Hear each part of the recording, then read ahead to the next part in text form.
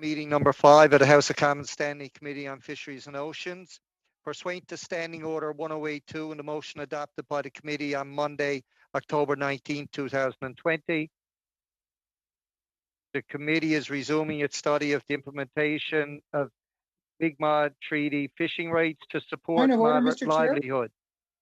But I'm hearing French translation while on the English channel. Is anyone else having that? They're on the wrong channel. Thank you. You may want to suspend, it's Mr. the same Chair. problem here. J'ai essayé d'intervenir avant le début des travaux. I tried to make that point, and I'd like to speak before we move on to our study today, if I may, says Ms. Gill. Change the interpretation channel. Okay, so is the translation straightened out now? Is everybody hearing it the way they should? Non, moi j'entends la traduction, j'entends l'anglais. No, I can hear the English, says Ms. Gill, on the French channel. It's the great part about listening to Floor. You don't know what the translations do, right? I've got my translation in English, but I hear everything in French. I don't need to hear it in my ear in French. It's too hard. It's confusing. Et je l'ai réglé à français. And for my part, I have the English translation on the French channel, so it's back to front. J'entends le plancher, so it seems like I hear the floor, even though the selected was French. So let's see into that, and I'll be back in a second.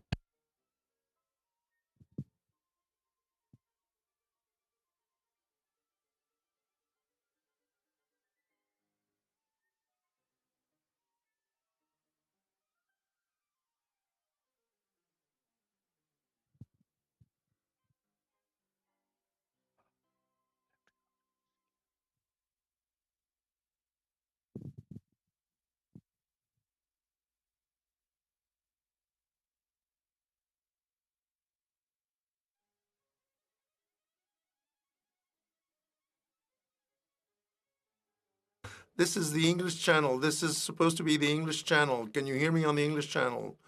Yes. Yeah.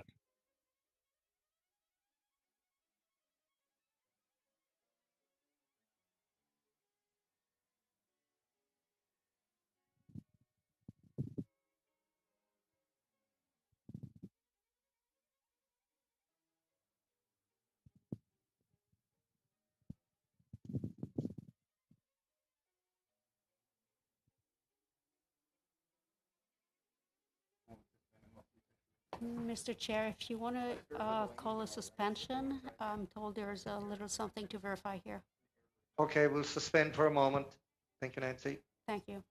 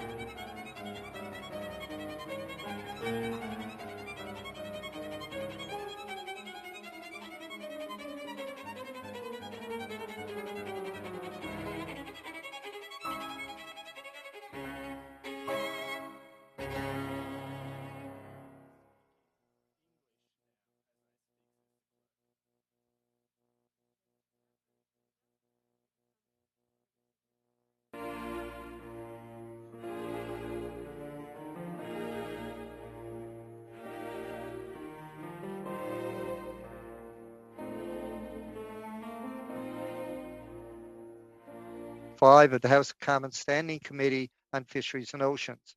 Pursuant to Standing Order 1082 and the motion adopted by the committee on Monday, October 19, 2020, the committee is resuming its study of the implementation of Mi'kmaq Treaty fishing rights to support a moderate livelihood. Today's meeting is taking place in a hybrid format. I would like to start the meeting by providing you with some information following the motion that was adopted in the House on Wednesday, September 23rd, 2020. The committee is now sitting in a hybrid format, meaning that members can participate either in person or by video conferences. Witnesses may appear by video conference. All members, regardless of their method of participation, will be counted for the purpose of quorum. The committee's power to sit is, however, limited by the priority use of House resources, which is determined by the individual party whips. All questions must be decided by a recorded vote unless the committee disposes of them with the unanimous consent or on division. And finally, the committee may deliberate in camera, provided that it takes into account the potential risks to confidentiality inherent to such deliberations with remote participants. The proceedings will be made available via the House of Commons website. So you are aware the webcast will always show the person speaking rather than the entirety of the committee. To ensure an orderly meeting, I would like to outline a few rules to follow. Members and witnesses may speak in the official language of their choice. Interpretation services are available for this meeting. You have the choice at the bottom of your screen of either Floor, English, or French. Before speaking, click on the microphone icon to activate your own mic. When you are done speaking, please put your mic on mute to minimize any interference. A reminder that all comments by members and witnesses should be addressed to the chair. Should members need to request the floor outside of their designated time for questions, they should activate their mic and state they have a point of order. If a member wishes to intervene on a point of order that has been raised by another member, they should use the raised hand function. This will signal to the chair your interest to speak and create a speakers list. In order to do so, you should click on participants at the bottom of the screen. When the list pops up, you will see next to your name that you can click raise hand. When speaking, please speak slowly and clearly. Unless there are exceptional circumstances, the use of headsets with a boom microphone is mandatory for everyone participating remotely. Should any technical challenge arise, please advise the chair. Please note that we may need to suspend a few minutes as we need to ensure all members are able to participate fully. For those participating in person, proceed as you normally would when the whole committee is meeting in person in a committee room. Keep in mind the directives from the Board of Internal Economy regarding masking and health protocols. Should you wish to get my attention, signal me with a hand gesture or at an appropriate time, call out my name. Should you wish to raise a hand on a point of order, wait for an appropriate time and indicate to me clearly that you wish to raise a point of order.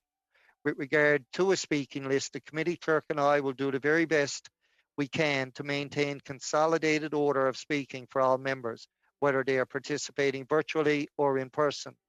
I would now like to welcome our witnesses. In the first panel, we have from the Potlatach First Nation, Chief Wilbur Marshall, and we also have Justin Martin, Fishery Coordinator, Mi'kmaq Rights Initiative. We will now proceed with opening remarks. Chief Marshall, for 5 minutes or less, please.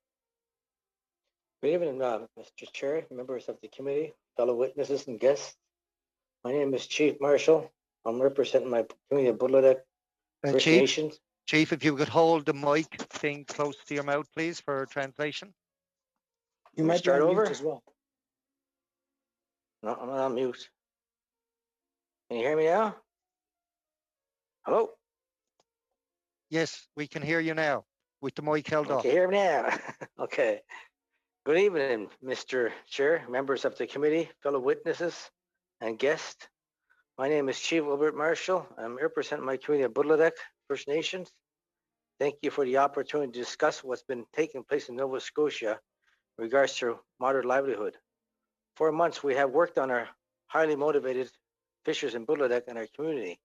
Our community demonstrated support of the Assembly Statement of Standards, and we have developed a Noodle livelihood fishery management plan, which is initial species, specific conditions for fishing lobster for our local LFAs. We were transparent in our work. We engaged with our community members, and we are successfully come to a consensus on a Noodle livelihood fisheries plan. We have shared our work with the federal government and local fishing association. In fact, we posted our plan publicly so everyone could see and access to our rules on conservation, safety, and harvesting. We have tried to work nation to nation, but have been met with doors being slammed in our face by DFO. It has become clear that DFO seems to be only way forward as their way. This isn't a meaningful dialogue. This is reconciliation. This is the top-down approach, the one that only meets the needs of one party. The Mi'kmaq Nova Scotia want to realize the vision that the late Donald Marshall Jr. had in our inherent treaty right to the fisheries surrounding Mi'kma'ki. We have the right to fish for a livelihood. As a Mi'kmaq, we have the responsibility to protect this right. We are trying to demonstrate responsible leadership and governance of our fishery. Our people want to better their lives by earning moderate livelihood in an honorable way, one that has been part of our or who we've been since the time immemorial. Canada's approach has continued to fail us. We expect better, we demand better. DFO continues to look at a treaty right to a moderate livelihood through a colonial system or colonial lens. They have continued to maintain their position that we should fish under rules using their licenses and their reasons. But we have the right to self-govern and include the right to govern our fisheries and to develop our own sustainable livelihood fisheries, separate from the commercial fisheries. Lalio, thank you. Thank you, Chief Marshal. We'll now go to Mr. Martin for 5 minutes or less, please. Good evening, Mr. Chair, members of the committee, fellow witnesses and guests. I'm Justin Martin from Millbrook First Nation. I'm the Mi'kmaq Fisheries Coordinator for the Assembly of Nova Scotia Mi'kmaq Chiefs, operating through the Mi'kmaq Rights Initiative. I'm here supporting Budledeck First Nation. I would like to reiterate the opening statement of Regional Chief Prosper that it is beyond the scope of this committee to provide any legal definition to the legal concepts of what is a moderate livelihood and what is a moderate livelihood fishery. We must first understand our people's needs and empower them to develop what truly is a livelihood for themselves and their families. Over the past 20 years, DFO has attempted to assimilate the Mi'kmaq livelihood fishery into the DFO management system, a colonized system that is not historically or culturally relevant to Mi'kmaq values and principles, but as a system that focuses on creating wealth from our dwindling resources. This system has proven over and over to fail to protect the resources our Indigenous peoples have sustainably used for thousands of years. We are the rightful stewards of our resources. Mr. Chair, this is not a regulatory issue. This is a rights issue. This is about the Mi'kmaq Nation managing our fishery in accordance with our cultural values and principles, which is our inherent right.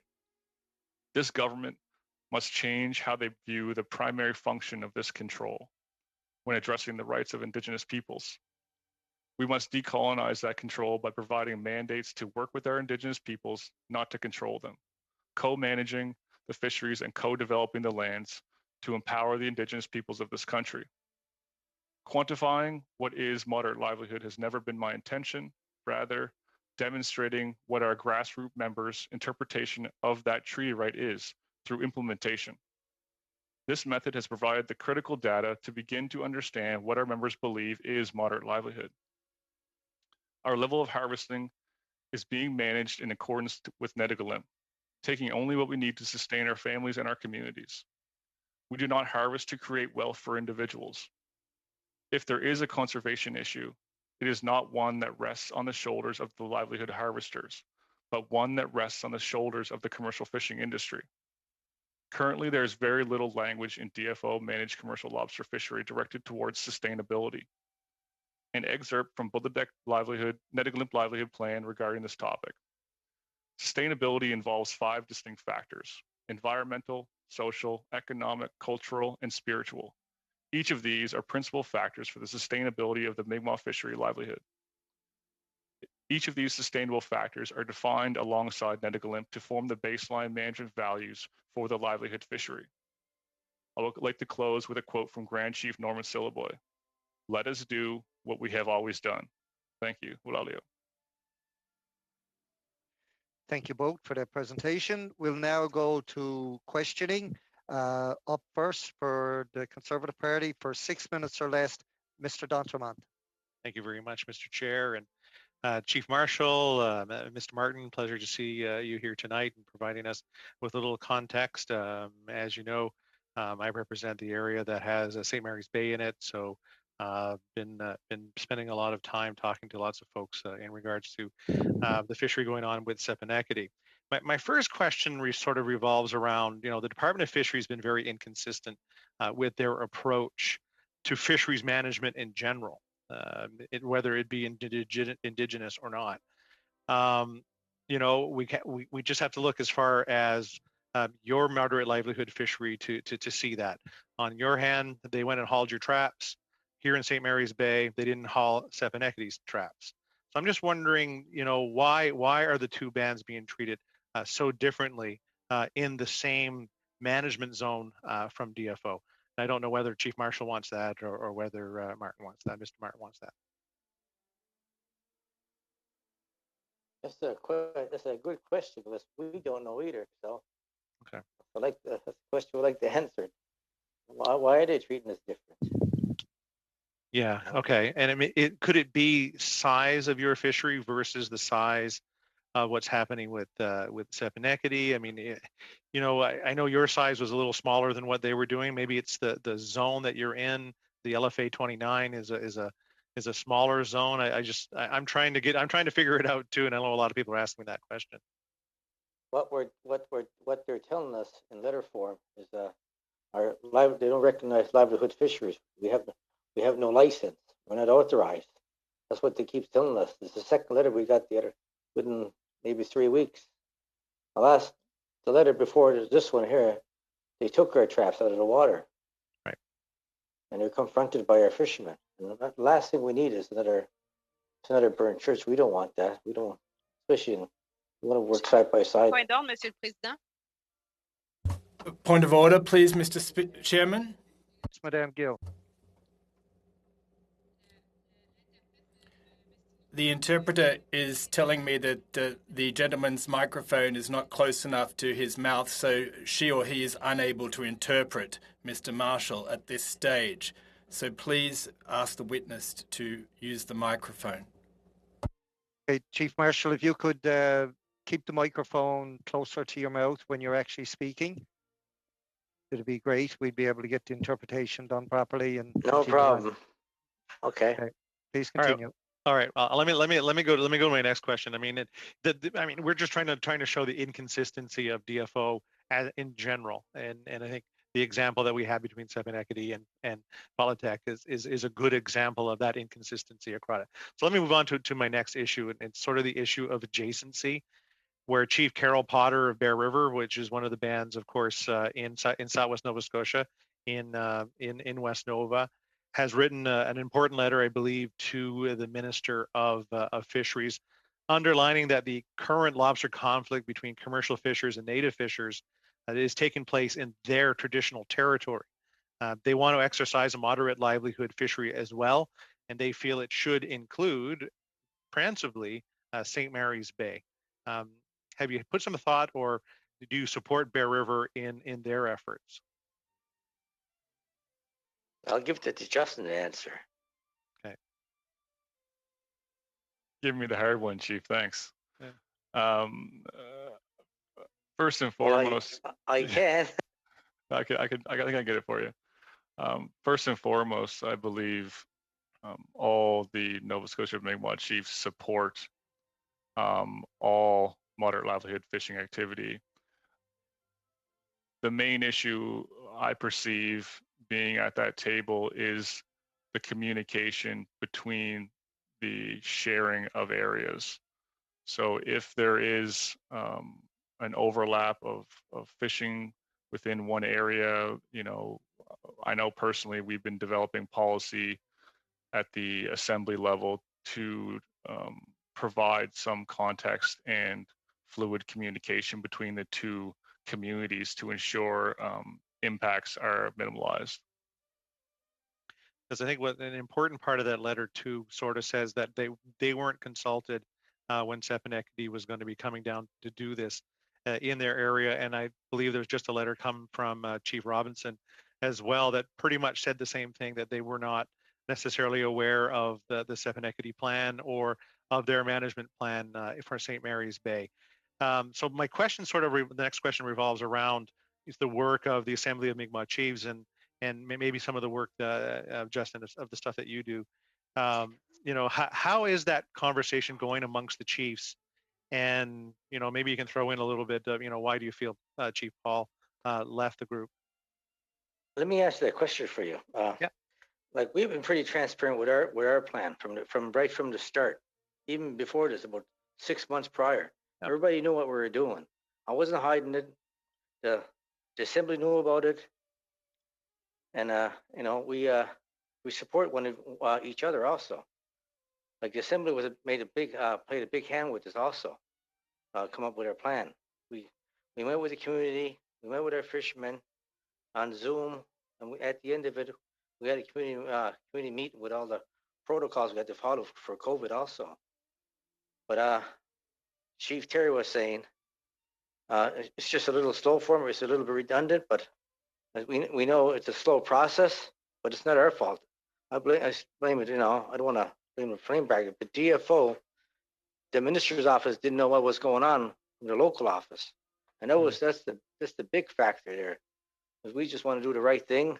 We want to go fishing, and we didn't back down. We're still fishing, so I just hope pretty soon we just keep fishing. We're only here till December 1st, so I can't speak to other community, their plans, what they're doing, but we're going to support them though, and we'll be there for them.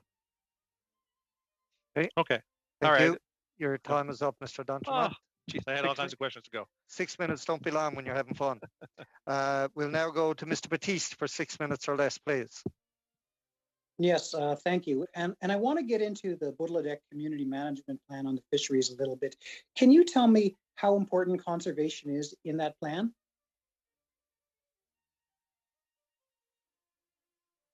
Can you hear me? You want me to go, Chief? Yeah, Justin, yes. Go for it. Sure. Conservation is a primary management value that was developed since the beginning of this plan development. Netagalip and, its definition that we use is the use of the natural bounty provided by the creator for the self-support and well-being of the individual and the community by achieving adequate standards of community nutrition, economic and spiritual well-being without jeopardizing the integrity, diversity, or productivity of the natural bounty. So, it was very clear early in our development of these plans, meeting with the assembly, meeting with chief and councils, meeting with the Grand Council, that Netagalip was the core principle around all of the development. So, our concept of conservation is Netagalip, and we go as far as to speak to the spiritual well-being of the person and the spiritual well-being of the environment to ensure that not only is the species conserved, but the people that are harvesting are also taken care of at all levels. So, sorry, my mom's calling me. Yeah, Mom, you just interrupted up Fisheries Committee. No, you're interrupting Fisheries Committee. Sorry, bye. Love you. Okay, sorry about that. My mom, who's a Budladeck band member. So in terms of conservation, is there a trap limit to what Budladeck can put in the water in that area? You want me to handle this one, Chief? So currently the trap limit per individual is set at 70. And that number was derived from an economic analysis that we did as a community to ensure that, not only is the sustainability of the area, but also the protection of our treaty right to a moderate livelihood. So, it was perceived that, with understanding that this is a very new fishery for Budladeck, the capacity was somewhat less than other communities. It will be a very big endeavor for them to find resources to get vessels, traps, etc. So the fishing will have a high not only learning curve but expense. So the reason Budledeck settled on 70 per individual was for those reasons. And how many individuals? Just give me a sense of how many you think are out there. I believe Budledeck is fishing around 27 individuals across 6 or 7 vessels. I think. Okay. The last question, Chief Wilbur, you said you were totally transparent and you've involved the fisheries associations. Can you tell us a little bit about how you went about that? Well, it was through conservation, through phone calls, talking to the Your association.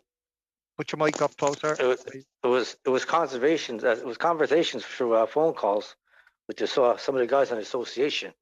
That's why you didn't see a turnout from the non-native fisheries. They weren't there protesting. They were in the waters. We talked to them night before, a couple nights before. It's ongoing.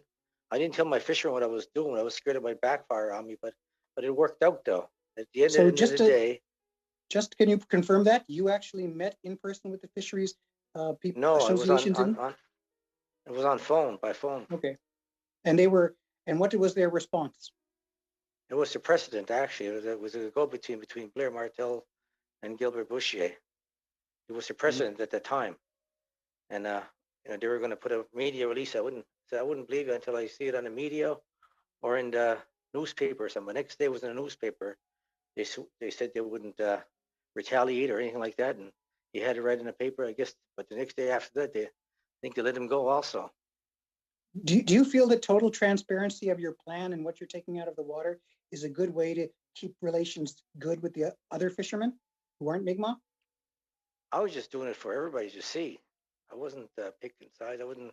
It didn't make a difference with who was, but I just want this whole world to see what we're doing, and be completely transparent with our catches.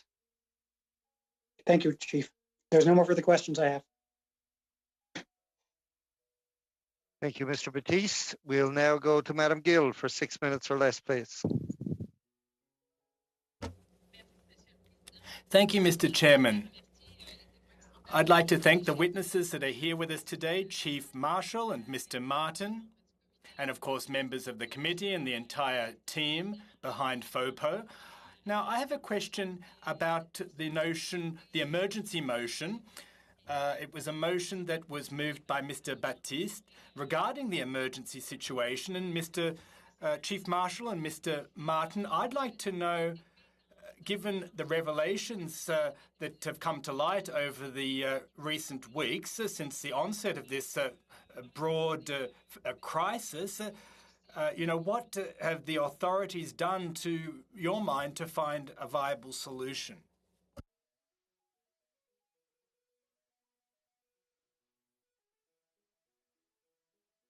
Est-ce que je suis traduite? Have I been translated, as it were? You want me to do that one, Chief Marshal? Did you? I'm waiting for a signal. I can start, I guess. Go for it. I didn't understand what you were saying. Oh, turn your translation on down at the bottom. Thank you, Ms. Gill, for the question. Working specifically with Budledeck in the Unama'ki area or Cape Breton area of Nova Scotia, the situation has been dealt with very differently than the St. Mary's Bay. The coordination between Chief Marshall's community, the RCMP, in the local area of St. Peter's is a stark contrast to that in St. Mary's Bay. I've been in both areas personally, and I can vouch for that, but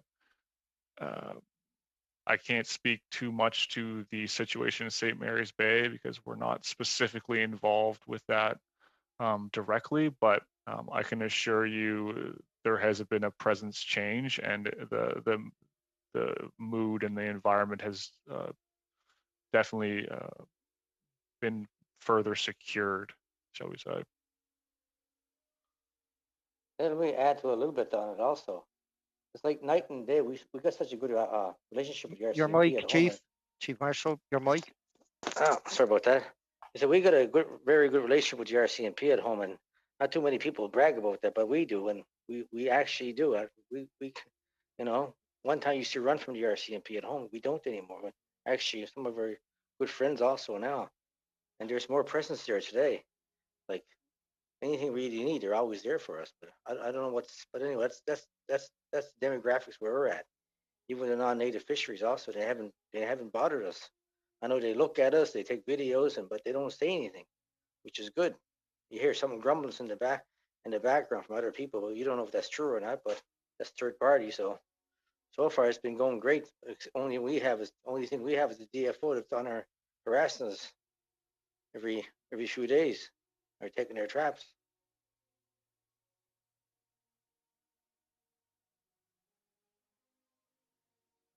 Merci. Thank you very much, Mr. Martin and Chief Marshal. Let me be frank with you. There's a committee motion. We're speaking about an emergency in it. I know it doesn't concern you directly, that particular case, but at the same time, how can our committee help you in a more concrete fashion?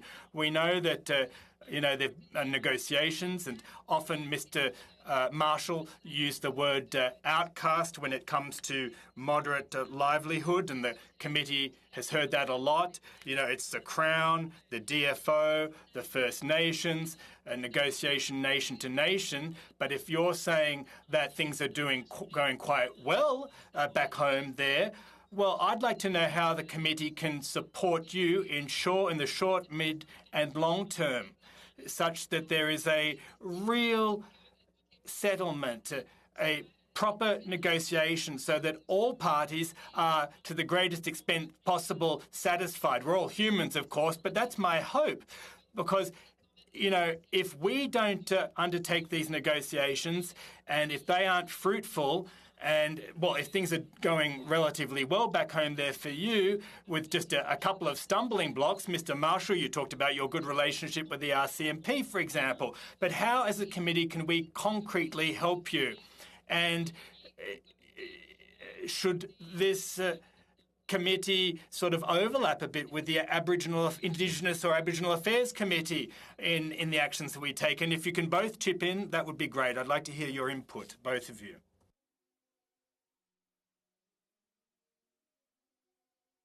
You got to answer that one, because I'm trying to get the translation here. I'm not getting luck. Okay, I can cover you, Chief. Thank you, Ms. Skill. I can appreciate the question. I believe the situation in Bulledeck is still considered an emergency from my understanding. The tensions are still very high directly between the harvesters and DFO and CMP enforcement. If there is something that can be done, potentially address the independence of CMP policing activity. They steer very clear of the negotiation and consultation tables. I've witnessed this. It's very frustrating that we can't talk directly to those enforcement officers who are putting themselves and our harvesters at risk. That would be my primary consideration for this committee, if there's something that they could address at that specific level, because I can assure you the tensions are very, very high between the harvesters and DFO enforcement officers since the October 17th enforcement action that was taken against Bulledeck and Eskazoni. For the record, Yes, I'm sorry to cut you off, but you're right. You're entirely right. It should be the purview of the Aboriginal Affairs Committee as well. But do I have any time left, Mr. Chairman? For time, actually, Madam Gill. I'm sorry about that. We'll now go to Mr. Johns for 6 minutes or less, please.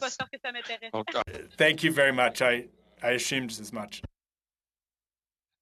It's an honor to be joining you today from Nuu-chah-nulth Territory, and I want to thank you, Chief Marshall and Mr. Martin, for your important testimony today at this committee. Where I live, you might have heard that the Nuu-chah-nulth had been in court. They won a Supreme Court decision for the right to catch and sell fish primarily around wild salmon, which is a foundational species here. And the government has spent $19 million fighting them with government lawyers. One of those, the judges in the Supreme Court back on an appeal from the government in 2017, Judge Garson cited that the government knowingly, Department of Fisheries and Oceans, knowingly sent their negotiators to the table empty-handed. Do you feel that the government is being honest in their reference to reconciliation and that they're sending their negotiators to the table with a mandate and supporting reconciliation? Maybe if you could speak to that, Chief Marshal. Especially the negotiators picked out right now, it's from that area. And your mic. Especially the negotiators that picked out, we weren't consulted right off the bat. It's still the same way. They're dictating, and that's not the way you do business, nation to nation. You got to work with us. We're there. We talk to them almost daily, but they do it behind closed doors, and we want to be there in the forefront. Do you feel there's systemic racism in the Department of Fisheries and Oceans? Do you think that there's? There is. Right off the bat, they don't recognize our livelihood fishery. We already won that. We already won that in court already. Don Marshall was charged with fishing out of season and no license, and that's exactly what they're doing to us now. There's no reason why they should just let us be. But only until December 1st, which is not October 1st to December 1st. It's not a big fishery. There's that many people fishing. Point d'ordre, Monsieur le Président. Yes, Madame Gill. Merci. À la demande de l'interprète. At the request of the interpreter, the microphone is a little bit too close to the witness's mouth, and he's holding his fist in front of his mouth as he speaks. So it's a little difficult. I was trying to raise my hand to not interrupt proceedings, but it's not always easy. Okay, Chief, if you can make any adjustments you can to make it much easier, we'd appreciate it. Continue on. Okay. Like I was saying before, they have to leave us alone. Just let us fish for it. It's only 2 months. 2 months. October and November. We're done December 1st. But it's causing such a stir in the community. And nobody wants to be like that because it's bad enough for people suffering from anxiety and mental health issues. And, all we're trying to do is fish. Like the house in right now we're down 100. If I had 173 houses today, they'd be filled up. Right now, you see all these young people fishing now. Even the young girls are fishing, which makes you proud. And there's sports with a boat also. It's not like I had a non-native fisherman one day. He was fishing at his last Shavik the other day. He was watching. He was looking at him. He said, "Where are you from?" I said, "I'm from Quebec." I said, "I'm fishing in La Shavik." And he says, I'm explaining to him what our guys are doing. I said, "Oh yeah." He said, "These guys share their catch. Sometimes there's 3 or 4 people in the boat, and they all share it equally. And the guy that owns the boat usually gets a little bit more." And I said, "What do they do with the catch? Do they sell it, or they give it away? Whatever they want to do with it." Just so happens, one boat arrives. One guy comes off the boat, takes a great lobster. Anybody want some lobster? You can see the tear coming down this guy's face. And he started helping the guys load up the truck, and that tells you right there. That's the kind of fishery you want. And that's what he said. "I wouldn't mind doing something like this in our community," he said. I was blown away by that. He was blown away also. He couldn't hold back these tears. This is a grown man, young guy actually.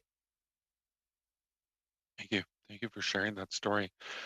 The Mi'kmaq Rights Initiative is seeking consensus, is my understanding, on the best ways to implement the Aboriginal treaty rights for the Mi'kmaq. Can you talk about what progress has been made in the last 20 years? And do you believe that that FOPO, our committee here today, the study, that has any benefit to add to the work you do, or could it undermine the progress that you've made, or the process that you're in? Well, it wasn't the KMK today with our plan. They helped out quite a bit, and I picked out Justin helped us, and the lawyers at KMK knows it help us with this process also with our plan.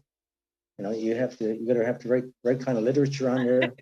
And I told the guys, I'm Monsieur le Président, j'aurai un appel au règlement. Yes, Sorry Madame about Gill. that. Je suis désolée à nouveau. Toutefois, comme le signale l'interprète, le son est Now exactement. Oui. I'm not getting any translation. Je laisse le dire. Il dit mieux que moi présentement. So the interpreter, I'm sorry to interrupt, says the interpreter, but even the interpreter who is an Anglophone is having difficulty understanding the chief, even though he's an English speaker, because the sound is muffled.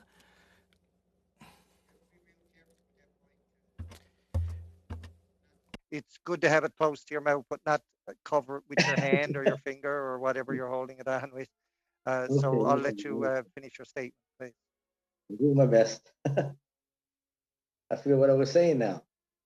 Oh yeah, the fisheries and the KMK has been, they work closer to communities, and doing not just that, other stuff also. What we've been doing here, even with my portfolio is culture and heritage. We started doing the graveyards, graves, and all that process and all that. And what do you do when you find a gravesite? That's all done now. And actually, we just had we had a ceremony not that long ago. But prior to that, we wouldn't be involved. And that's only one act. That's only two acts with fishery. And there's a bunch more I could keep going on. How much time do I have, Mr. Chair? Oh, you're going Because over I know now. I was interrupted a couple times, so. Yeah, I let you go over for that reason. So we'll go on now to the 5-minute round. Mr. Williamson for 5 minutes or less, please. Thank you very much, Mr. Chairman and Chief Marshal. Thank you for joining us tonight. And Mr. Martin, I'm relatively new to the committee, so I feel like a bit of a, I guess the analogy, a lobster thrown into the boiling pot here. But Chief, I have to say, listening to you, you sound like an awful lot of traditional or commercial fishermen in Atlantic Canada who similarly complain about DFO and their stubbornness and inaction and sometimes communication that goes one way. So there's some common elements already. Could I ask you, following up on some questions that Mr. D'Entremont asked around conservation, which was something really put in place during the 1970s by scientists to ensure the lobster fishery remained viable, I think to save it as well, or at least to turn it around, and to ensure that the lobster fishery was there in the future and would continue to be there and remain prosperous. Would you kind of talk to me about the importance of the fishing seasons and how you, if you see a role for fishing seasons in the conservation maintenance of the lobster catch in Atlantic Canada? I could talk about where we're at, other place down where we're fishing at, which is very minimal what we're taking out of the waters right now. I actually went a little like down where we're at. I don't know if you're familiar with the area or not. St. Peter's Barrier, Lord Waste, and Lashavik and Arishat, and that's where they're at. But they're not just taking lobster out of one little area. It's and they're starting to. It's very minimum what we're taking out, and not everybody's fishing 70 traps either. There's guys fishing 10 traps, 15 traps, 30 traps.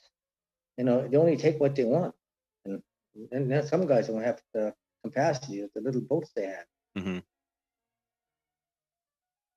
Mr. Martin, did you have a comment to make on that? Yeah, go ahead, please. If assuming Chief Marshal, you're done, I think you are, but yeah. You okay with that, Chief? You could do it, yeah. Speaking directly to conservation, how the community came to the conclusion that they would like to fish 2 separate seasons, one in the fall and one alongside the commercial industry in the spring. Through a number of community sessions, we have analyzed conservation-based practices, including the commercial seasons, and the reasons why those seasons have been implemented by DFO with recommendations from the lobster associations. We came to the conclusion as a community that they would like to follow conservation-based practices only. They would not like to follow marketability and market access type reasoning. So they supported the common understanding that the summertime or the highest water temperatures increase lobster trappability and vulnerability during the spawning cycle and the molting cycle. And they chose to start fishing October 1st, which is common in other areas of the province. There's a August to September season in the Gulf, which is northern Nova Scotia. There's also Southwest Nova season start the middle of October. So they understood that, you know, conservation should be a factor when they developed their plan, and they did provide seasons that they believed follow conservation-based practices to the best of our knowledge, and we have yet to been justified from DFO to the latter. Okay, thank you. I have two questions just to kind of clarify, Mr. Martin. And I'll just ask them because I'm running out of time, kind of one after the other, and let you answer. Is it 70 traps per fisher or per boat? I'm just curious, just to kind of get a sense of the operation. And I might have misunderstood you, and so please correct me. Did you imply that you felt that the conservation rests on the shoulders of the traditional commercial fishermen? That if there is going to be, okay, if you could clarify that, then please, I'd appreciate it. Thank you. Conservation is a management position by DFO. You know, going back to your first question, it is 70 traps per individual, up to 70 traps per individual with a vessel maximum of 200. That is a starting point to develop this fishery, understanding the minimal capacity for this community. Conservation lies with the harvesters in general. So understanding their fishery, developing capacity, understanding with experience and knowledge, using traditional knowledge, indigenous knowledge, you know, we're going to develop Mi'kmaq capacity and understanding for conservation-based practices. So all harvesters, all global harvesters, and thank you. Thank you, Chair. Williamson. Your time is up. We now go to Mr. Morrissey for 5 minutes or less, please. Thank you, Chair, and I must compliment Chief Marshall on your opening comments, and you are correct. It's not the committee's mandate to attempt to define moderate livelihood. And I also, in your presence, want to acknowledge the work of my colleague, MP Batiste, on educating those of us on the committee, myself in particular, I can only speak for, on recognizing more of the First Nation traditional approach to resource. So my question would go back, and I take it its boat has a reference to Budladek, is you referenced about you using 2 seasons, and you establish why the summer it's warm, and we understand that you move into the fall. Could you also expand then? You have a seasonal approach to it, and you have a trap limit set by yourself.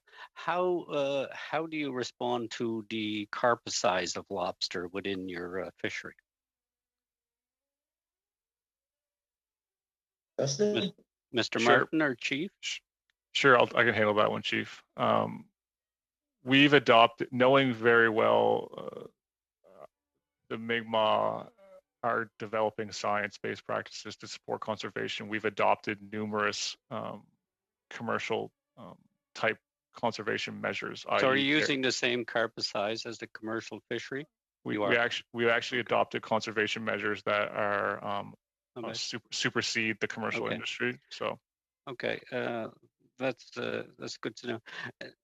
A question I have, Budladek, since 1999, has your First Nation community participated in any of the acquisition of licenses from DFO that were transferred to some First Nations community following the first Marshal, or is the only fishery that you're involved in the one that you referenced, Chief?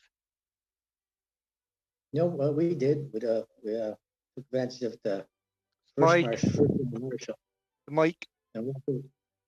So outside of the fishery you described with 27 people using up to 70 traps, your First Nation community also is exercising a fishery with access to the fishery that was transferred by DFO? We do have a commercial fisheries, yeah, but only employs 23 fishermen, which is not enough to go around including this. Okay, so does two. So your First Nation community had access to lobster from true licenses that were transferred by DFO prior to the Yes. fishery that you're now right. So you did, okay.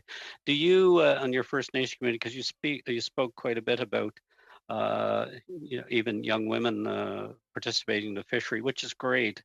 So do I take it that all the fishers involved in your fishery are First Nations fishers? Yeah. They are. So All you do from the not community. participate in the practice of leasing out your resource to non-Indigenous? Not the livelihood, no. Not the livelihood. What about the licenses that were acquired through DFO? The commercial, we fish mostly everything except the shrimp.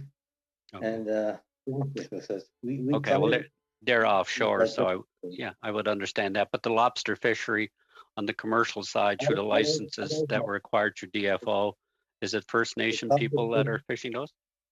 It's all our community members, yeah. Yeah, okay. Oh, very, very good. And I was impressed with how transparent you talked about transparency, which seems to be all the issue that we arrive at these confrontations when there's no transparency.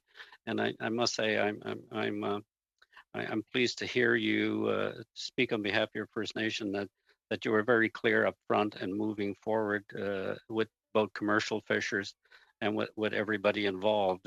To me, it appears that you're approaching your position from a very practical perspective. And I'm pleased to see that your First Nation community is using the resources of your people, because we heard from earlier chiefs with high unemployment in the First Nation community and poverty, but yet in some areas, some of the value of the resource is being leased out to non-Indigenous people.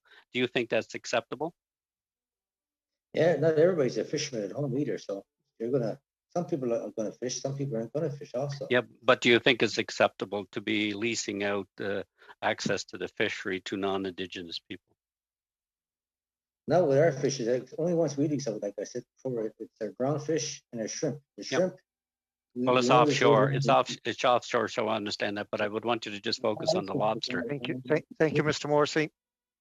We'll now go on to Madam Gill for 2.5 minutes, please. Merci, Monsieur le Président. J'aimerais tout d'abord en profiter de mon temps pour... Thank you very much, Mr. Chairman. I'd just like to take this opportunity that in committee business at our next meeting, I'd like to focus on some committee business. Is that possible, Mr. Chairman? Merci. Justin, let me get this. Je pense que je vais aider en même temps le chef Marshall. So my question, Mr. Martin, I didn't hear what you were saying. We spoke about the emergency situation. We talked about the RCMP. I'd like to know what your thoughts are, Mr. Martin, about the short, mid and long term, what's important to the Mi'kmaq communities. Thank you for the question. From my understanding, working closely with a number of First Nation communities, the implementation of our right is the most important thing. And doing so from a Mi'kmaq management value. So the way DFO has tried to implement this right in the past was done so from that top down without understanding from the Mi'kmaq side. You know, provide us an opportunity to implement, to demonstrate, and to fish for a livelihood, and then let's have a conversation about how we can manage the sustainability of the overall resource.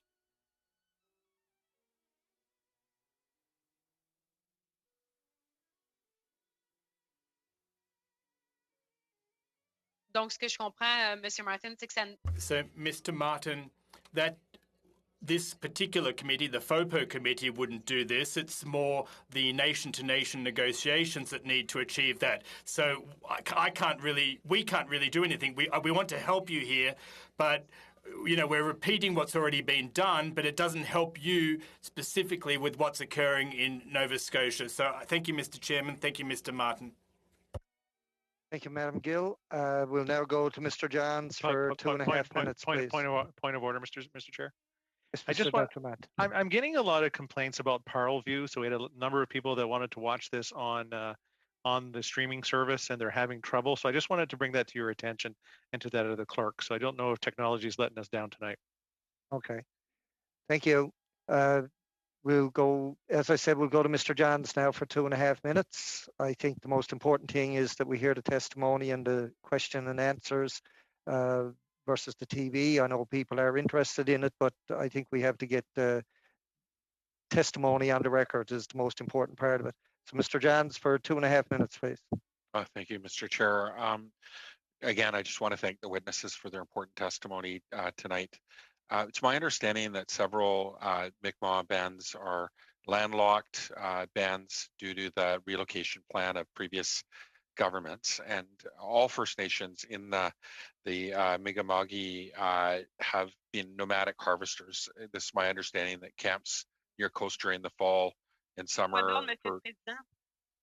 On a point of order, Mr. Chairman, is it normal that we can't see the gentleman speaking, the member? Thank you so much.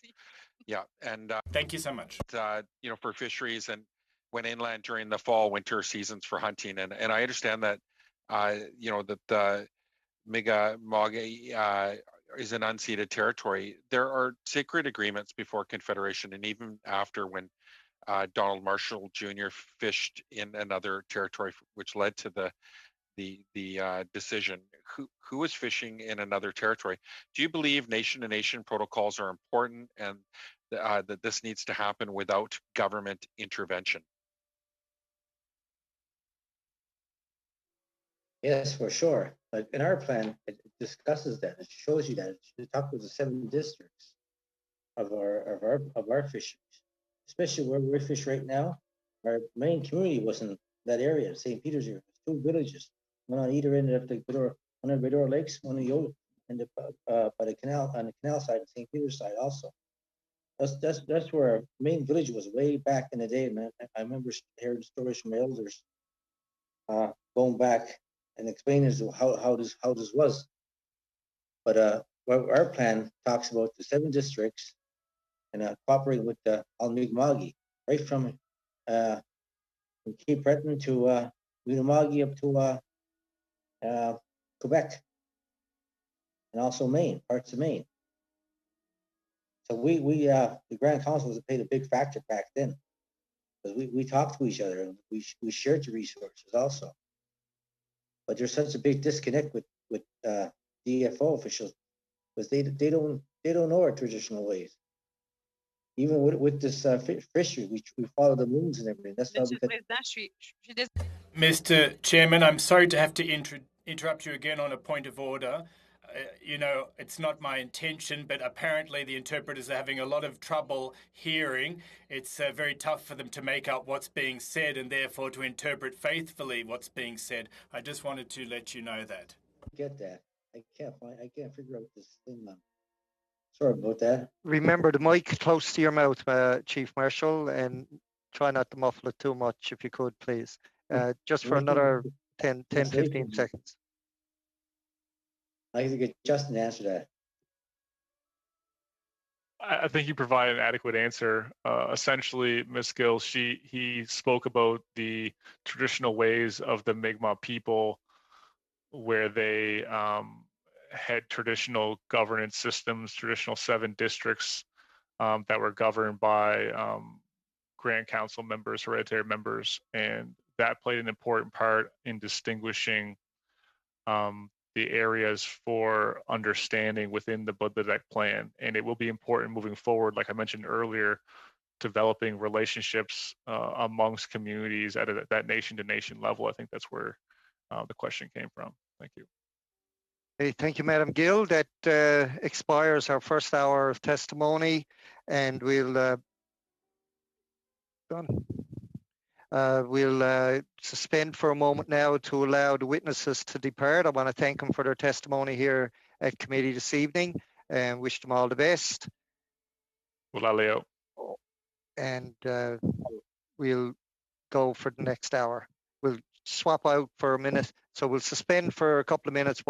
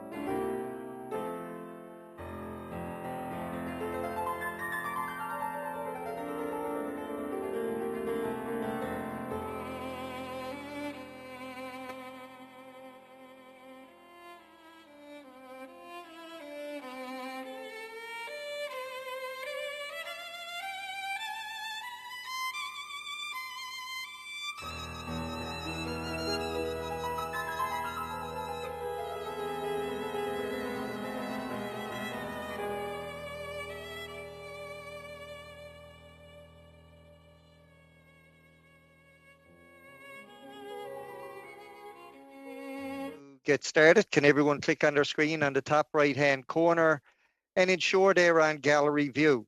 With this view, you should be able to see all the participants in a grid view. I would like to repeat a few comments for the benefit of the new witnesses. Before speaking, please wait until I recognize you by name. When you are ready to speak, you can click on the microphone icon to activate your mic. A reminder that all comments should be addressed through the chair. Interpretation in this video conference will work very much like in a regular committee meeting. You have the choice at the bottom of your screen of either floor, English, or French. When speaking, please speak slowly and clearly. When you are not speaking, your mic should be on mute. I would now, of course, like to welcome our witnesses. In this second panel, we have, of course, from the Eastern Shore Fishermen's Protective Association, we have Peter Connors, President. From the Maritime Fishermen's Union, we have Martin Maylett, Executive Director, and Mr. Kevin Squires, President, Local 6. We will now proceed to opening remarks. Mr. Connors, over to you for 5 minutes or less, please.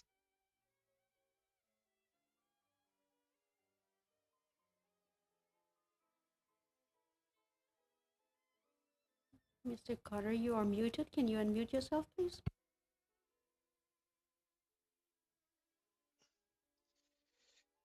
Thank you, Mr. Chairman and members of this committee for inviting me on behalf of the Eastern Shore Fishermen's Protective Association to testify before you this evening.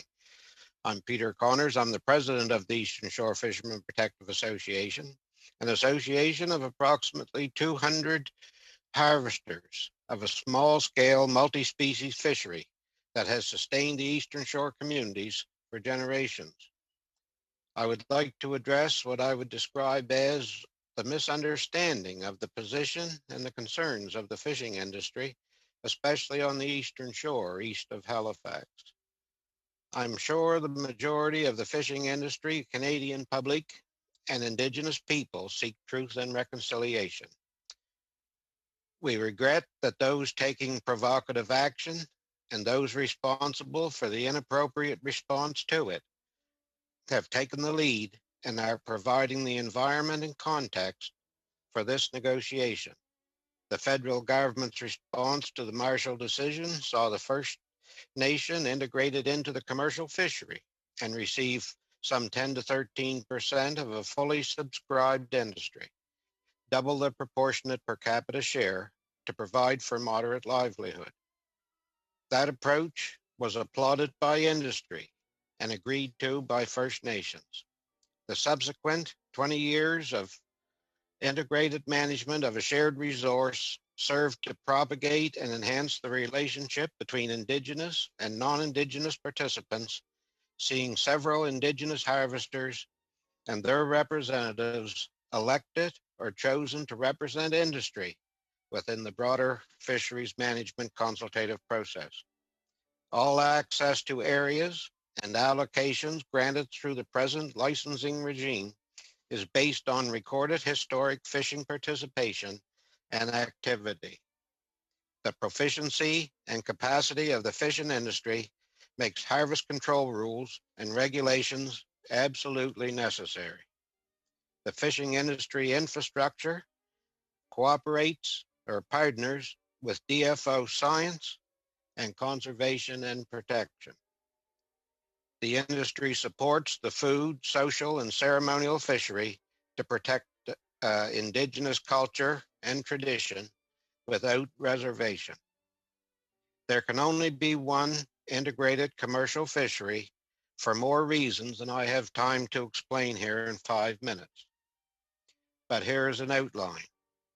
For conservation and protection proficiency and efficiency, integrity of the industry harvest control rules, and practices developed to address Marine Stewardship Council sustainability assessment, which addresses market demands and ecology science, equal opportunity of access to the resource, optimal timing of harvest and better coordination of opportunity of marketing as recommended by the Industry Lobster Commission studies, potential for a massive competing non-compliant fishery that is the real threat to our multi-billion-dollar industry and resources.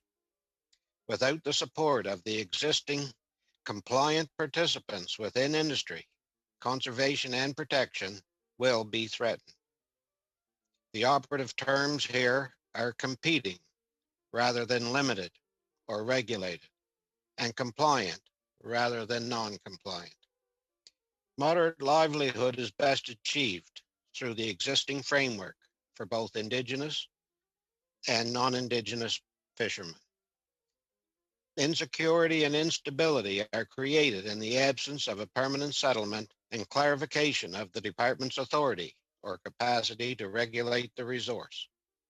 The ambiguity as to the level of necessity required by the Badger test creates the danger that the level of necessity required for the department to act may prevent the authorities from taking preemptive action and allow a situation to spiral out of control. I would like to read the following points into the record. The Eastern Shore community derives, well, variably $20 million annually from the fishery, and First Nations derive approximately $160 million. This is a huge disparity per capita, and I'm talking about the Eastern Shore here now. First Nations just bought $5 million of Eastern Shore access at prices far exceeding the commercial value. Prices far out of reach for the shareholders of the resources here on the Eastern Shore, or their heirs and successors of those who prosecuted the fishery here to provide the basis for the economy in these local communities for generations. There is no willing seller here. There is no other option. We feel government is leaving us here, our community, vulnerable. There is a large body of support for the original DFO approach on this file from 1999, which has to be respected if any resolution is to endure and the recommendations of the Truth and Reconciliation Commission are to be implemented effectively. Thank you, Mr. Chair. Thank you, Mr. Connors. We'll now go to the Maritime Fishermen's Union. I don't know which one of you are speaking or if it's one or two, but you're good to go for 5 minutes or less. We'll be splitting our time in half as much as possible, Mr. Chair. So good evening, Mr. Chair, and thank you on behalf of the Maritime Fishermen's Union for giving us the opportunity to speak here tonight. Our organization represents over 1,300 independent inshore owner-operator fishermen in New Brunswick and Nova Scotia. The current upheaval in our fisheries gives us a definite sense of déjà vu. Post-Marshall decisions 1 and 2, our fishermen and communities were significantly affected, especially during the Burn Church crisis. Back in November '99, Michael Bilko, our then executive director, had given a presentation to the FOPO committee that still resonates with us 21 years later. Many of the recommendations emanating from the committee were applied by subsequent governments, and as stated in the McDonald-Laurier report by Ken Coates last year, have resulted in a wide range of important benefits for Indigenous groups across the Maritimes and the Gaspé Peninsula. Amongst others, one of the benefits was a significant increase in non-reserve fishing revenues for Mi'kmaq and Maliseet, growing from $3 million in '99 to over $150 million in 2016. This has been the result of a successful commercial fisheries integration, but for many Indigenous groups, which the MFU and other organizations also helped foster following meaningful dialogue and understanding. However, despite these positive impacts, many challenges remain for both Indigenous and non-Indigenous groups. The moderate livelihood definition and implementation remains at the top of this list. However, our understanding of past and current processes was and still is today that this implementation would be done through DFO-regulated commercial communal access. In our communities, the tensions that have occasionally arisen between Indigenous and non-Indigenous fisheries have been about out-of-season fishing and illegal sales of fish harvested for FSC purposes. The development of new moderate livelihood fisheries without the same seasons and rigorous regulation and enforcement as commercial fisheries will exacerbate such tensions. Expansion of First Nations participation in communal commercial fisheries does not, however, carry the same risks. Over many decades, fishing organizations across Atlantic Canada have worked diligently with the federal government to establish a co-management approach that is often cited internationally as a model for nations to strive for. This model, based on an ecosystem and precautionary approach, seeks to balance fishing output with the ecosystem's ability to regenerate and sustain itself. For example, the use of effort or quota-based management in fishing seasons, protecting reproduction periods, and etc. It also must consider socioeconomic and traditional input from fish harvester and indigenous groups. These DFO-administered advisory committees provide the basis for meaningful representation and dialogue for fisheries management across Canada. Our Canadian Lobster Resource Management is a resounding example of this model of success. It currently generates tens of thousands of fisheries-related moderate livelihood jobs for Indigenous and non-Indigenous folks alike. Therefore, any additional access needs to be considered through the lens of this well-managed management system, while also taking into consideration the socioeconomic importance and dependence of our coastal communities on this particular fishery. Our organization supports the basic principles of the Marshall Decision, Indigenous commercial access to fisheries under federal management. However, one of our greatest critique of the decision is that it did not establish a timeline for government to implement said decision. Therefore, would like to suggest that this committee reflect on this issue. In closing, I would also like to, for this committee to revisit the lessons learned from the past, help celebrate the successes from the last 20 years, but also identify the remaining issues and gaps and look to resolve them. And on this, I'll pass the mic to my friend and colleague, Kevin Squires. Okay, you have 40 seconds, Mr. Squires.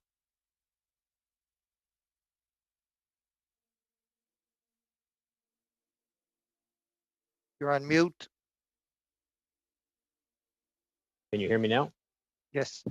I will skip then immediately to the main concerns that our members have indicated to us, and they're primarily, the first is a need to regulate appropriate levels of fishing. We have a limited effort in the fishery has delivered a valuable, sustainable fishery, and the other one is to conduct the fishery according to common, mutually agreed upon rules and seasons. These are important.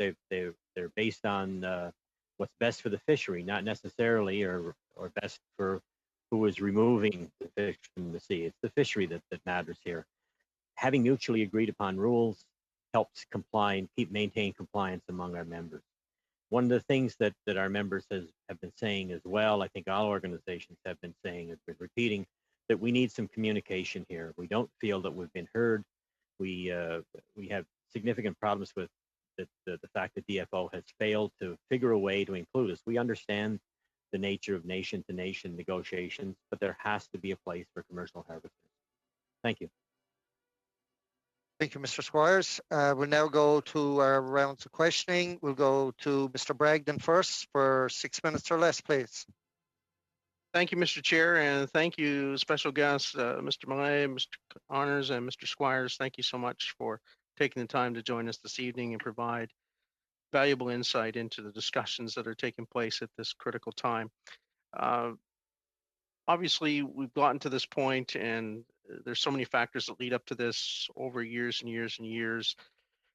And I think all the witnesses that we're hearing from are what's encouraging or wanting to get to some sort of resolution and a peaceful resolution and an understanding. I'd like to ask you for your input and hear from you your perspective in regards to the role that the government and the minister has played thus far, and if you feel that it's been an adequate response from the federal government, and are they incorporating, obviously in the nation-to-nation talks, are they also, do you feel, adequately incorporating other parties that have tremendous stake in the industry and in the future of the fishery? So I'll open that up. That would be the first question I have for you. The response of the minister to date and this government, do you feel like it has been an adequate response?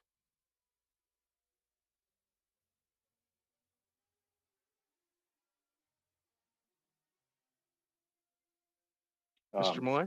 Yeah. I might just say a few words. Sure. I mean, we've been, as an association, working with other groups also in the last several months, over a year even now, sending some communications directly to the Minister of Fisheries office, stating the fact that there were a number of issues that were coming to a head in the management of our request to Indigenous access to fisheries. And unfortunately, we had no response to any of our requests, any of our main concerns. And one of them was to create a dialogue table where everybody could speak together and talk fisheries management together. So that was a serious issue for us, and I think that is part of the reasons why things got out of control back over a month ago in St. Mary's Bay, and now is the time where we're trying to fix things. And unfortunately, there's been a lot of bad blood, I guess, that's been created because of these issues. Okay. Mr. Connors? Yes, I've thought about this a long time. There should have been action taken long before it was. I think there was a standoff or a breakdown in communications or negotiations between the government and First Nations, and that was allowed to stagnate. And in an effort to push things ahead, we had the incidents that we had there. I have a little bit of sympathy for the government in that I think the ambiguity around the law. When I read some of the media reports, how the government are not laying charges and not taking action because they don't think they can get a conviction when they think that their regulations are being violated. And that's a big concern for me when the government is stuck that way. And that's why I put in there about the test the government has to justify fettering the right.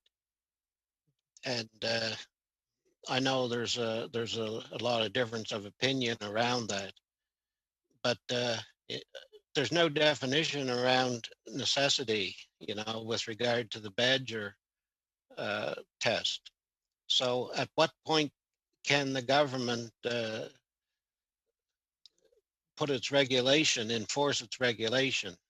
And then if it lays charges, it may or may not. So that ambiguity puts the government in a very awkward position.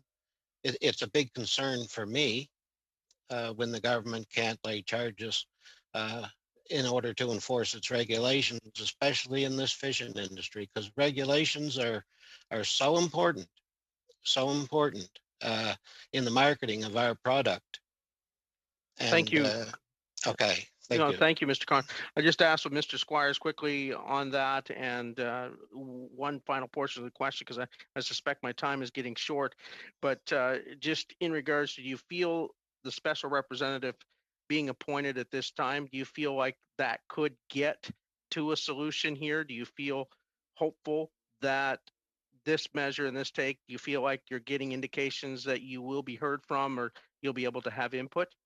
I'll start with you, Mr. Squires. I think at this point it's very hard to be optimistic that the special representative can accomplish very much because, as my colleagues have mentioned, we've been asking for information, for explanation. We haven't asked to be directly involved in negotiations. We understand that's not appropriate for us, not a place for us. But it's very important as industry organizations that we try to explain to our members what is happening as best we can. We haven't been receiving information or explanations and any support from DFO to deal with our members. So understandably, they're very worried about their own livelihoods and the fisheries that they've put a lot of efforts into developing good stewardship means themselves. Thank you, Mr. Squires. Thank you, Mr. Bragdon. Before I go to Mr. Cormier, I will say to the committee members, things would flow better, I think, if you actually identify who you want to answer a particular question. And that way there'll be no confusion in between and you'll get a better flow and perhaps more time to ask an extra question. So Mr. Cormier, to you for 6 minutes or less, please. Thanks to everybody for being on this committee tonight. My question will be for Mr. Mallet. Good to see you, Mr. Mallet, again. Let's go right to it, Mr. Mallet. What do you think, in your opinion, will be the solution to solve this problem? Solution in terms of respecting the Marshall decision for the First Nation, but in terms also of making sure the conservation is at the top of the consideration. Well, my view on that, and the view of many of my colleagues, is that there is space within the commercial fishery to provide enough access to what is needed by indigenous groups as we speak right now.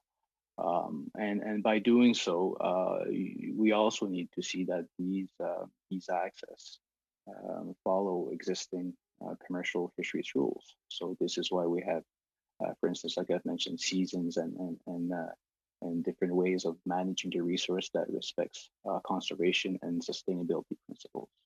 So I mean, and I think there are ways to match indigenous needs with ours. I think that if for some indigenous groups or individuals, they need to fish with less traps, well, that can be done. I mean, within the band management system to allow maybe less trap fishermen for indigenous fishermen, but traps that are mandated by the federal government.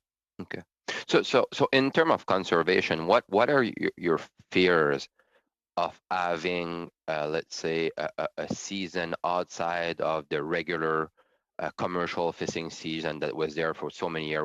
What's the fear about that if there's a small fishing going on? But and I know at the same time that you're doing a lot of conservation effort with Omarus, I think, restocking the ocean with lobster throughout the years, and I think you're doing that in collaboration with First Nation also. So what is the fear of having a season outside the commercial fishing season? So it's all a question of effort. At the end of the day, the fishing effort is the actual trap. It's not the number of fishermen on the water, but the traps fish with different efficiency depending on the timing of the season. So, I mean, to fish in the spring or in the fall, there are some major differences in terms of catchability rates of these traps. So these need to be analyzed, and for in many cases, these seasons that we have today have been put in place with very limited time frames to make sure that the effort is limited through the effort through time, right? So I think that we need to have the dialogue. We need to have the discussion, and this is why I've been asking for many months now to have these dialogue tables so that we can get fishermen and indigenous groups together to understand each other on what are our common needs. Regarding collaboration, I'm going to talk more about my area, my zone here, but the collaboration has been going on with First Nation for numbers of years in my area. I think I think we all recall the 2003 incidents in Chipagan that are way behind us now. But the collaboration since then is very good. There's 2 fishermen in my riding that are owned by First Nation. What is the collaboration on the waters and outside the water with the commercial fishermen and the First Nation fishermen that you see in my zone here since a couple of years and as of today? Collaboration within the MFU with indigenous groups, let's say for your area in Brunswick, is significant, and it's basically in our DNA, and it's been there since for many decades. And more recently, I mean, we've participated through the Marshall 1 and 2 decision to get the integration of indigenous groups in the commercial fisheries to be done with the less issues possible. And more recently, I mean, we've been part of also the mentorship programs that were set up back in the day to train individuals that wanted to partake in the fishery. And we collaborate on science and lobster enhancement projects with many of the groups in Brunswick. And we are actually increasing our collaborations as we speak. Fortunately, recent events hopefully will not derail these beautiful initiatives. I think my time is almost up, Mr. Chair, right? Thank you, Mr. Mallet. We'll see. Thank you. Thank you, Mr. Cormier. We'll now go to Madame Gill for 6 minutes or less, please. Thank you very much, Mr. Chairman. So my question will be for Mr. Mulley, Mr. Squires, or Mr. Connors.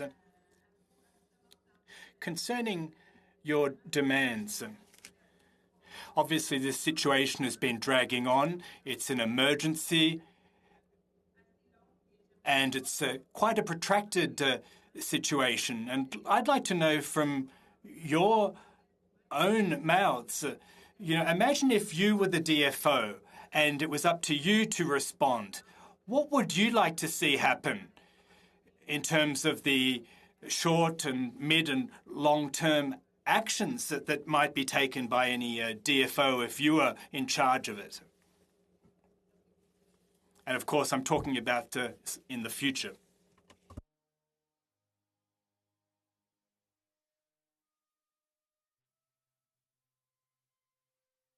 Perhaps I can begin to answer that question. As I mentioned in the opening of our presentation, the basis of management and sustainability of the lobster industry has been limited entry. We'd like statements of principles from DFO stating that whatever resolution was achieved over time, that the level of effort that's currently applied to the fishery is maintained on that basis. Obviously, as well, would like to see some a statement of principle that rules that were negotiated and developed would try to adhere as well as possible to the lessons that have been learned over a long time, a well-established industry. Those would be the starting point. And the other one, and I suppose the most important one when it really comes down to it at this point, is a guarantee that there'd be some good communication. I personally went to meet the regional Aboriginal fisheries manager about 3 years ago. It turns out it was the day after he had had discussions with his manager about the need to improve communications with the commercial industry. That was 3 years ago. We have yet to see any effort made in that direction to try to really let us know what's happening with implementing moderate livelihood issues. So it's communication and statements of principles adhering to what we see as valuable to the industry. I guess if I could follow up on that, I think really, and I said it in my opening statement, I think that the response by the federal government in 1999 and the agreements that were reached then addressed the issues. And, we've had a very peaceful, cooperative commercial fishery that's profitable for everybody. And personally, and I know I will get some feedback on this, I don't see the need for this second competing fishery, and I see it as a competing fishery, and that has a lot of implications and potential problems attached to it. I think the FSC fishery was put in there to address the culture and traditions of the indigenous people, so that they could have their own recognition for that, and it recognizes their right. And as far as the moderate livelihood went, there's certainly enough access within the commercial fishery there for First Nations to provide the moderate access or the moderate livelihood as well as the rest of it. So I don't see the purpose of setting up the second commercial fishery. You have to understand that the fishing industry partners with DFO with conservation and protection and science and hydrographic work, do a lot of work. And if we get a second fishery and it becomes a competing fishery, and I'm talking about non-compliance, when we talk about the FSA fishery, I think that has been demonstrated, or there's been a lot of testimony to the fact that there's been a lot of extracurricular and illicit fishery taking place under the cover of that. And we're running into a problem now with the sale because there can't be any sale of that. But a second commercial fishery will provide an avenue for the sale of an illicit fishery. And I don't mean any disrespect by that, but the FSC fishery, you know, it's more or less the First Nation fishery, but the commercial fishery has to remain under a single regulator, under a single set of regulations for marketing, and it'll provide better relations in the long run. So that's my opinion, and I think that the federal government is getting to the point where if there can't be some kind of an agreement, that they're gonna have to enforce the regulations that's in place now, and the agreement that's acceptable to all. I'm not going to suggest this isn't a legal fishery or it is a legal fishery. I'm suggesting that there's a very fine line there, whether it's a legal fishery or not. But I think that that we have to have a single fishery, and I think the federal government is going to have the authority to implement that and regulate it. Thank you, Mr. Connors. Thank you, Madam Gill. We'll now go to Mr. Johns for 6 minutes or less, please. Thank you, Mr. Chair. Thank you all for your testimony. Mr. Connors, do you support the Sabayanagati in asserting their Section 35 constitutional rights to self-govern themselves with their rights implementation lobster fishery management plan? Well, I think in the statement that I just made there, I recognize the authority of the federal government to manage the fishery. Okay, and you understand and respect that it is the government that is to negotiate nation to nation, and that the commercial industry is under the purvey of DFO and represented by the Crown at the table there. Is that, do you respect that? Yes, I understand that. Okay. You talked about the disparity in terms of the share of the quota on the East Shore, and I want to thank you for sharing those stats. It's greatly appreciated, and I want to thank you for recognizing the disparity and the inequality that's happening there. Do you believe that DFO is going to the table in good faith to negotiate with the nations? I just want to give you an idea, well, just an example where I live in Newfoundland Territory, where they've been in court. They won a Supreme Court decision in 2009. The government has appealed it and appealed it and appealed it, and they've wasted $19 million in taxpayers' money for their right to catch and sell fish. And that money could have been better spent, obviously supporting the fishery and getting them out on the water instead of in court. Do you think that the government is going to the table with a meaningful mandate to negotiate? Because the judge in that case said that they're knowingly sending their negotiators to the table empty-handed. Do you think Canada is going in good faith? I think I've pretty well answered that question. We're of the opinion that the negotiators went to the table in 1999, came up with the best possible solution at that time. That's our opinion. I'm not a legal expert. But do you believe that the government is going to the table to help accommodate the decision and the right of the nations so that they can, partake in the fishery? And I know Mr. Squires talked about sustainability. Do you think it's sustainable to have them excluded, or just, having a small share of access to this fishery? Do you think that's sustainable? Well, I don't really think that they have such a small access to it. I think that the figures show that there's at least a proportionate amount and maybe double the proportionate amount of access to the fishery. We do have a limited and a fully subscribed fishery. When we look at the income levels and the average income in those communities, we look at the court decision and their court treaty protected, constitutionally protected right. Do you believe the government has done their job in terms of supporting the court decision and their constitutionally protected right? Because that's what the government's duty is. And I guess the other thing is, what efforts has your organization taken in terms of reconciliation? I mean, you talked about reconciliation. I appreciate that.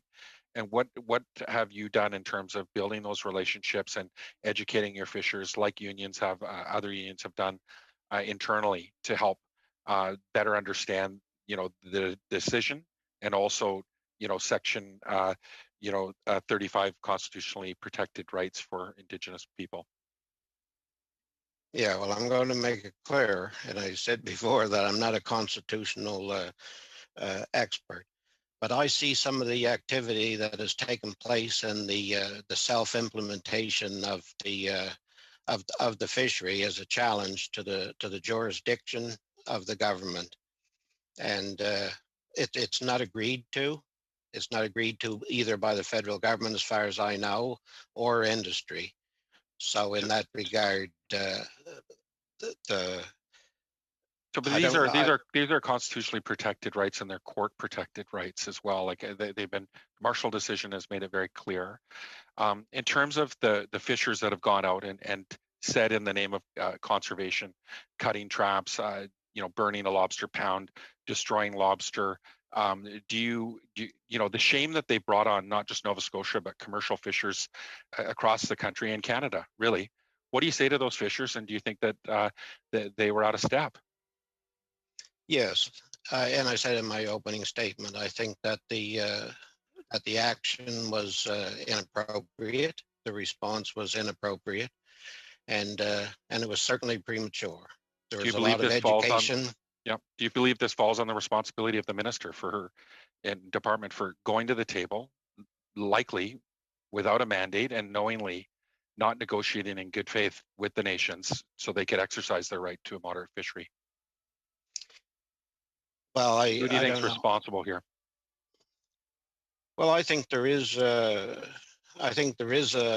lack of information, and I think there's a question over jurisdiction within this country that has to be settled.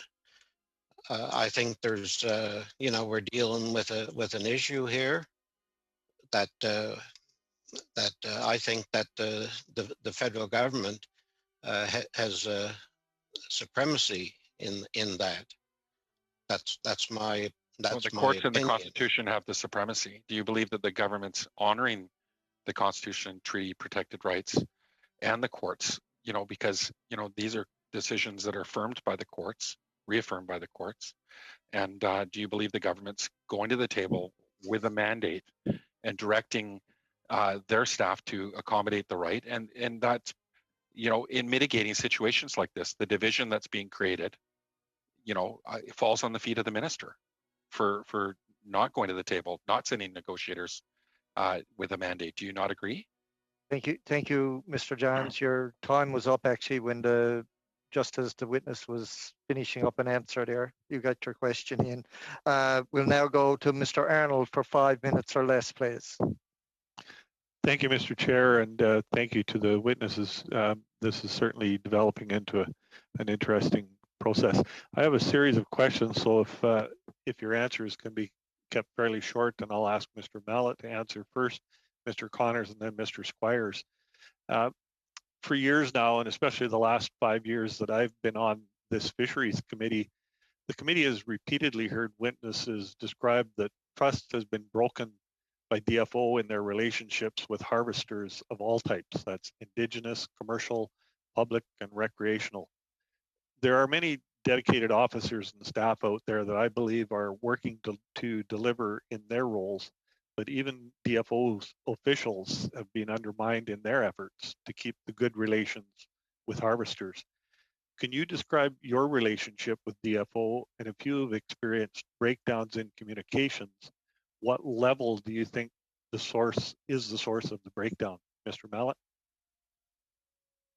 Our experience with DFO has been, it's been a relationship over many decades. We've had some issues in the past. We've had issues more recently, but at the end of the day, we try to work together and try to come up to some kind of a common ground. And my colleague Kevin Squires mentioned earlier, the number one thing to consider is communications, dialogue, and as soon as these these break down, then is when you get issues in whatever fisheries management file that you're working on, either the whales or anything else related to species management. That's number one. Mr. Connors?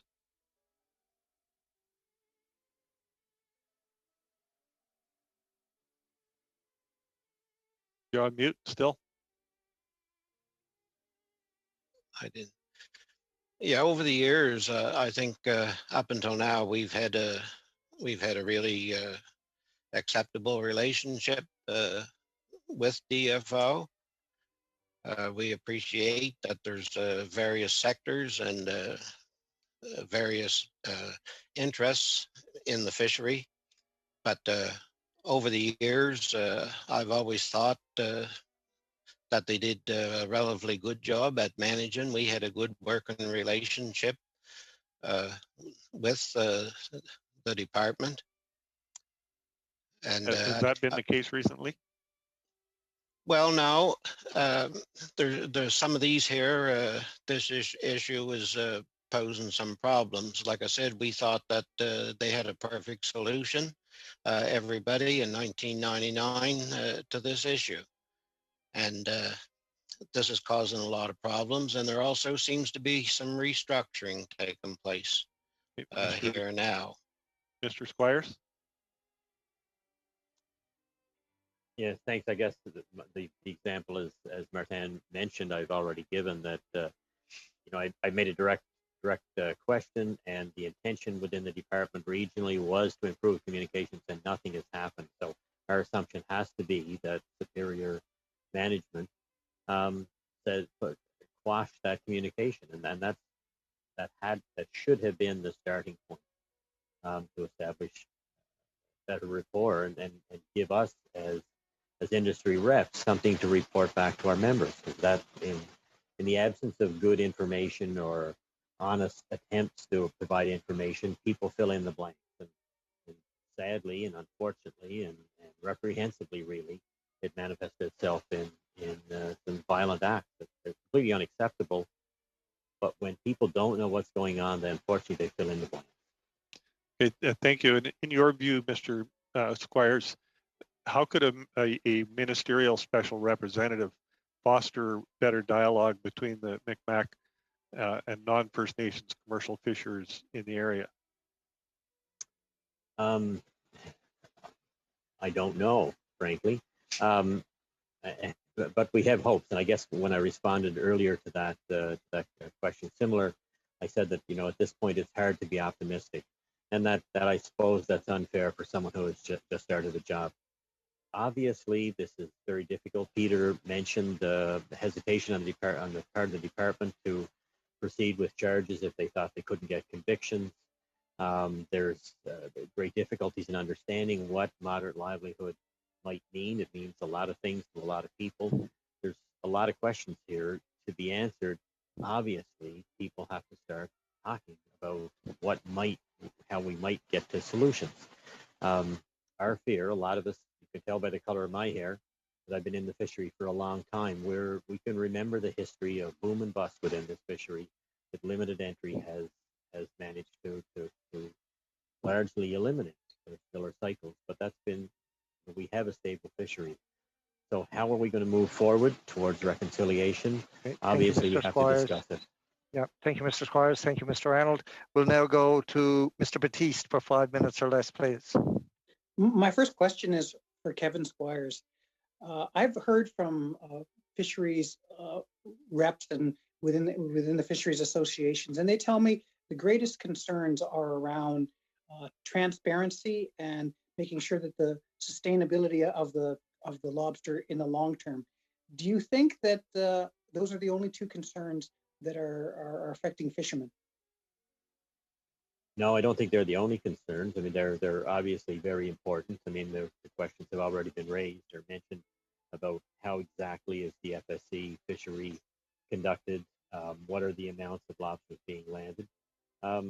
Because it's an input managed fishery and not an output managed fishery, is very different than the quota systems we see in other harvests.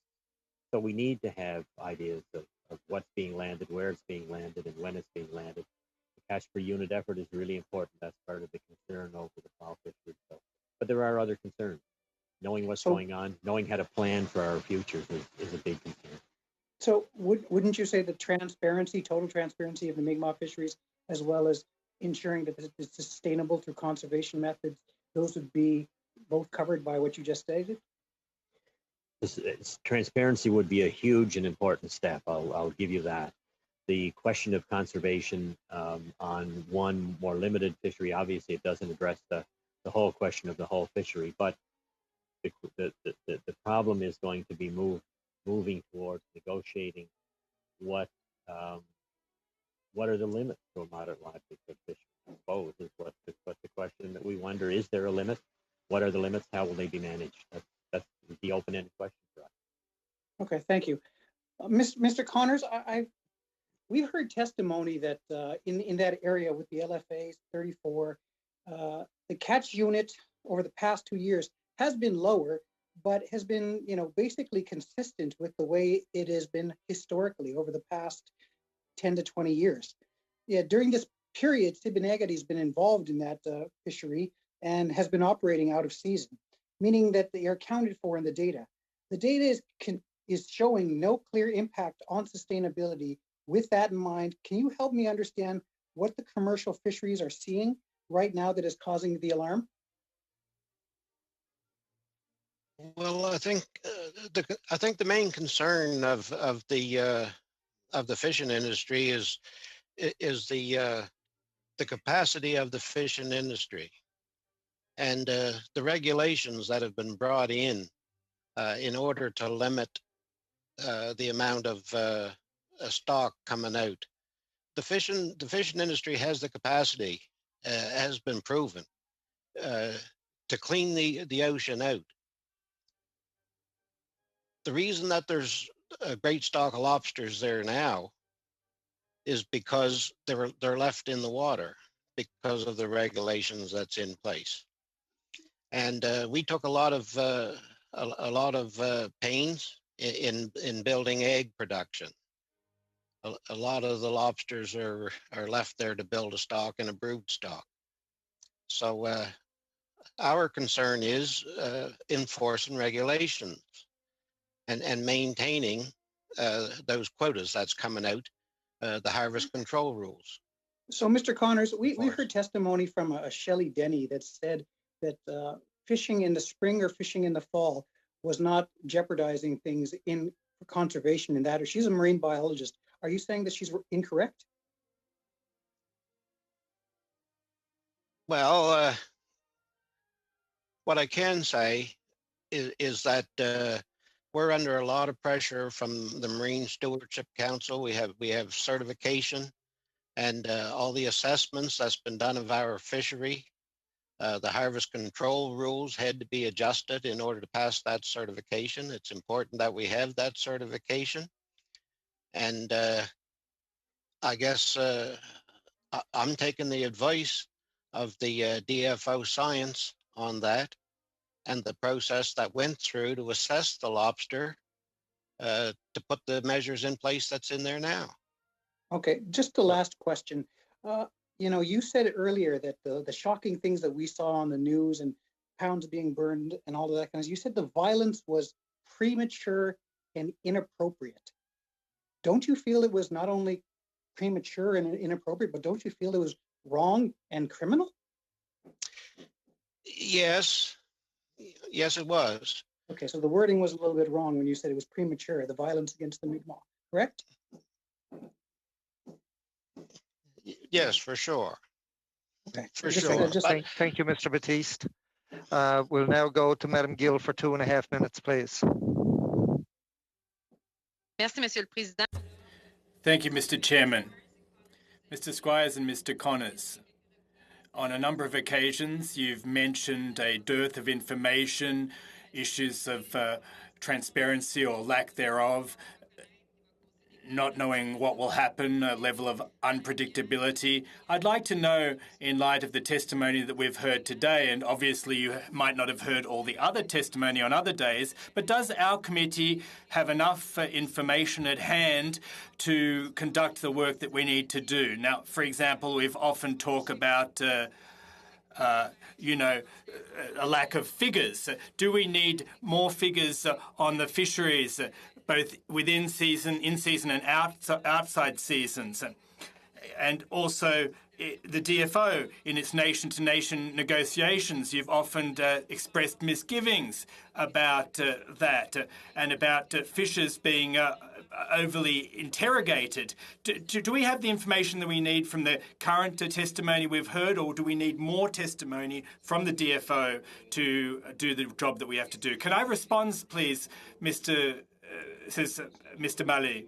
Yes, you may, of course. Please do. Please do go ahead. Yes, of course, I'd like to hear from Mr. Connors and Mr. Squires as well. With the time that I have at my disposal, I would like them to respond. I'd like to hear from all three of the gentlemen.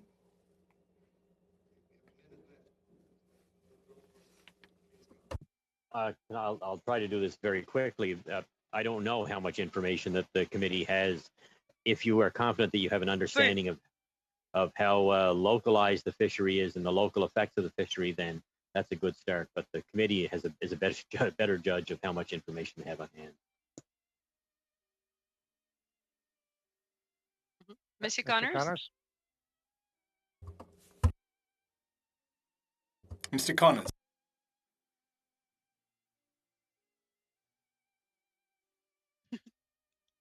Yes, I agree. I think that there's a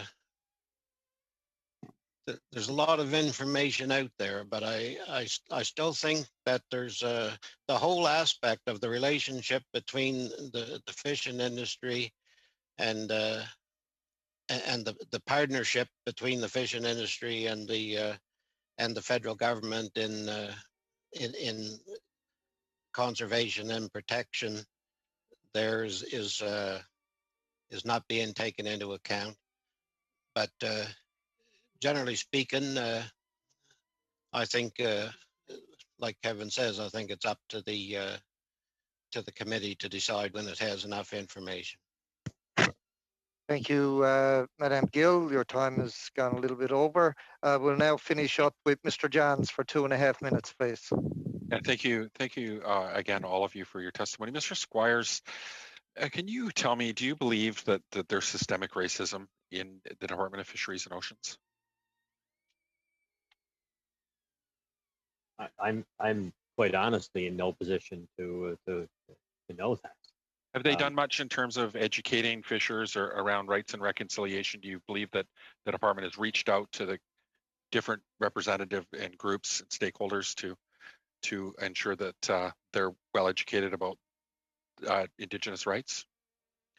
I think probably not enough. I think more could be done there, but that has to be done in a way that harvesters don't feel they're being preached to, that they feel included in discussions.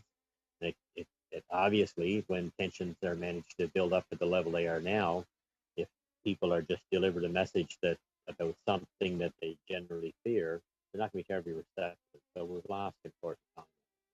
Do you think there should be a national reform in terms of DFO conservation and protection and addressing systemic racism as well within the regulations and operational policies to protect treaty rights and the right to harvest and sell fish?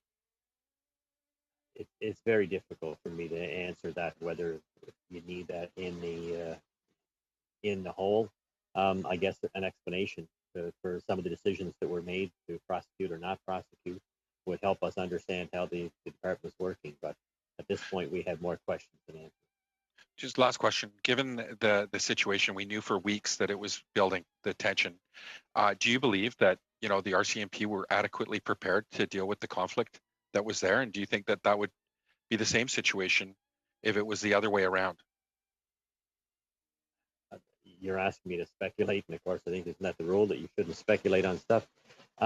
we have known for more than a couple of months or a couple of weeks, we've known for years that this was building, that there were tensions and questions, and our organization and others have been asking questions of DFO on how they were managing, regulating the fishery, and those questions really built up. Do you think they protected the fishers that were there, the government, adequately? I wasn't there. I wasn't there. I've seen the press. It's really unfair for me to try to decide somebody on the spot what they did and how they did it. If you were there, would you condemn the Thank you, behavior of Gord. those fishers? Thank you, Mr. Jans. Thank you, Mr. Jans. All your time has more than expired. That clues up, I guess, our allotted time for this evening. Mr. Morrissey, you. Sorry, Chair, there was still two on the list. I wonder if we could get agreement. There was Mr. Dotremont and myself, and this is a very interesting panel. I would just ask if we could consider the last two questioners, if Mr. Dotremont wants to go as well. I'm good. Yep. Okay, I'd first of all, I'd have to check with the clerk, I guess, to see if interpreters and staff are available for an extra 2 slots of questioning to clue up the full round. So I'm not hearing any dissent, and a nod yes and a thumbs up from the clerk. So we'll go to Mr. Dotremont for 5 minutes or less, please. Well, we'll definitely go for less than 5 minutes to make sure we get all in.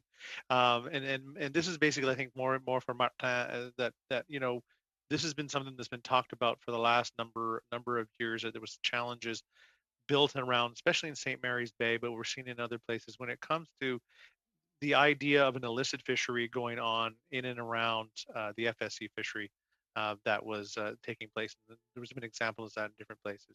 Could you talk a little bit about the concerns that you were hearing from your members, especially in St. Mary's Bay?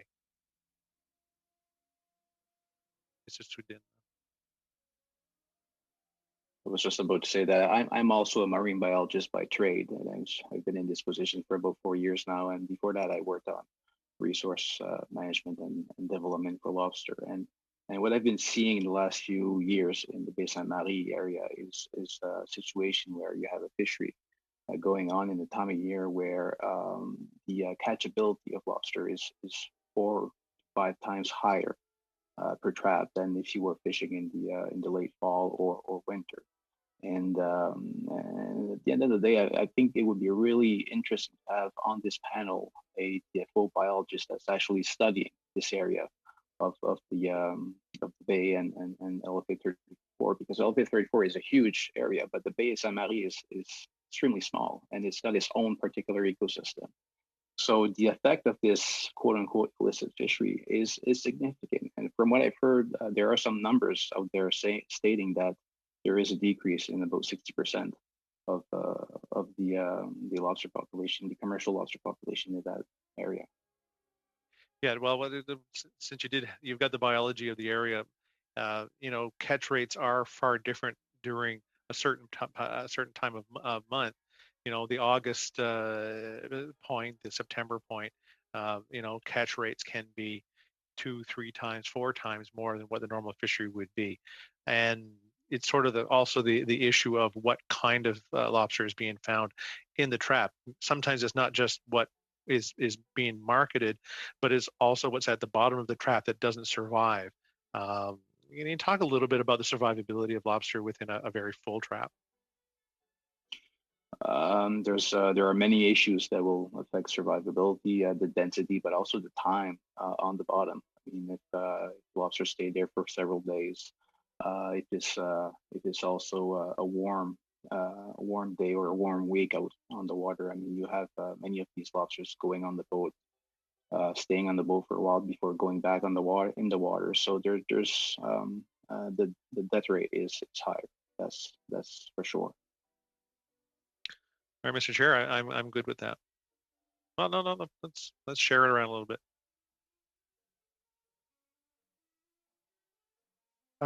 You have just under 2 minutes left. Well, not like me not to share some of these things. You know, I was going to ask a little bit about, and I think Mr. Connors sort of alluded to it. So we have the original Marshall response from the Chrétien government, which bought a lot of different licenses for different bands across the Atlantic. Can you tell me about the challenge of what commercial fishers are seeing as an opportunity to fish those on behalf of the bands that are leasing them out versus providing employment for band members in the area? And I don't know if Mr. Connors wants that or Mr. Maya wants that. We'll go with Mr. Maya. Or no, Mr. Connors is moving, so we're good. Yes, I can respond to that, and I think that's part of the premise of my presentation is that there's access within the bands, you know, that could provide a moderate livelihood, and I don't see the need because most of this here access is being leased out and fished by people outside of the bands. So, but then there has to be a second competing fishery. But there's a lot of people I know in my community here that wanted to get access to the fishery and they couldn't get access to the fishery. And there was some that couldn't get access to even crew members on boats, not to say licenses.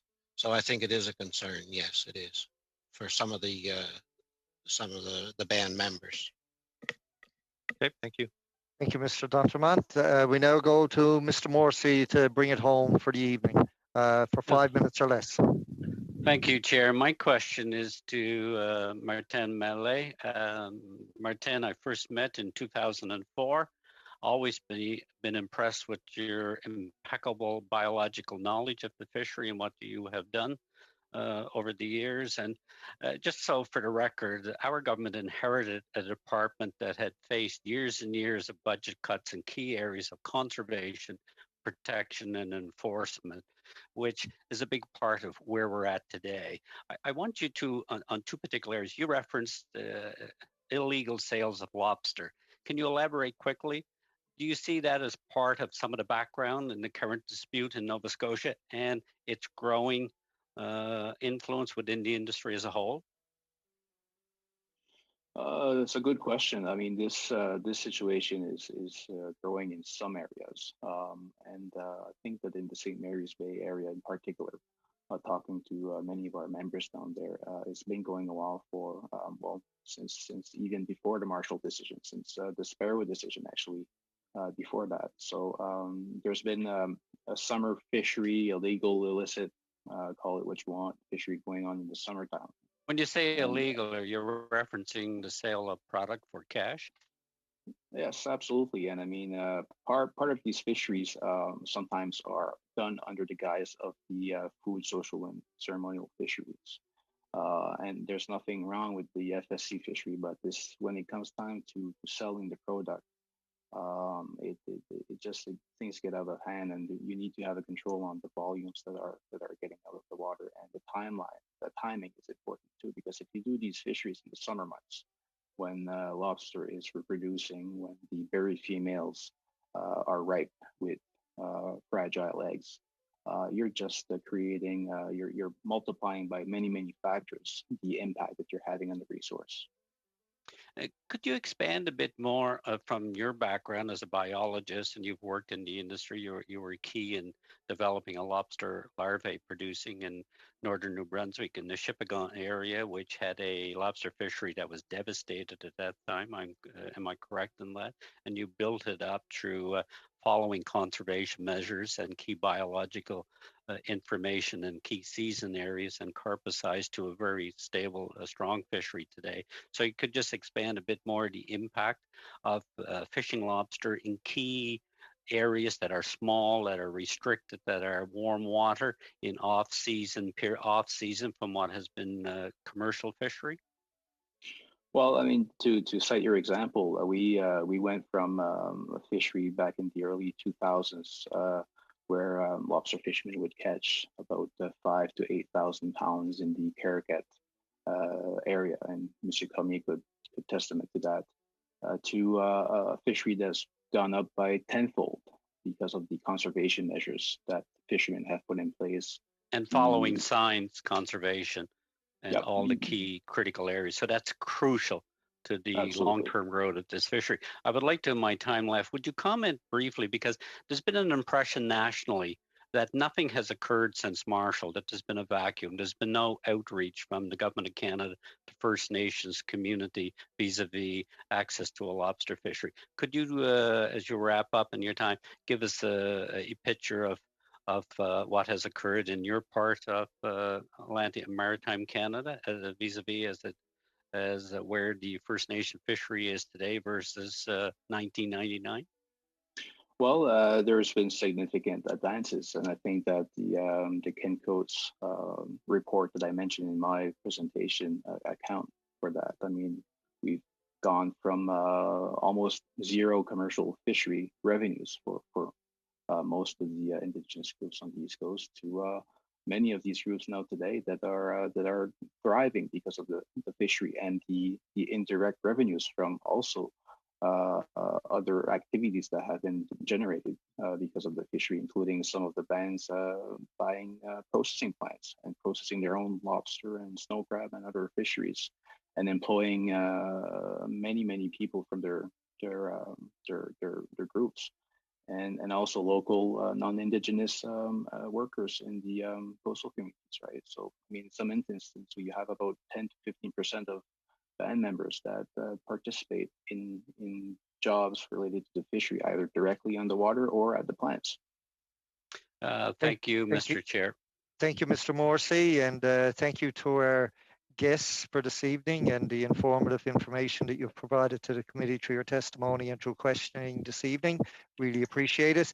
I will tell Madame Gill that we will carve out some committee business time at the next meeting of the committee. We'll make sure that's done as you requested. I want to say thank you to the clerk and the analysts and the translators, and of course all of our staff for their help. Mr. Chairman, this is Ms. Gill speaking. Would it be possible just to have, well, the entire meeting for committee business? There are a lot of motions that haven't been tabled. We need to know when we're going to have departmental officials appear before us. I think there's a lot of work to be done as a committee in terms of committee business. Would that be possible to allocate an entire committee meeting? I don't know if we could allocate an entire committee meeting, but I will check with the clerk ahead of time to see what's actually scheduled with regards to witnesses. I think we're trying to get this particular study, I think it was the intent of the committee, from what I heard, to get this done as quick as possible based on what was happening at this time. So we will carve out a bit of time for committee business, but I don't know if we can give a full meeting to Mr. it Chair, at this this point. committee is too important, hearing from the witness on this critical issue that is just demanding everybody's attention at the moment to spend 2 hours on committee business. I disagree. Yeah, that's fine. We'll work it out along the way. Again, good night, everyone. Thank you for your participation and enjoy the constituency week coming up next week. Good night. It's not riding week. We're adjourned.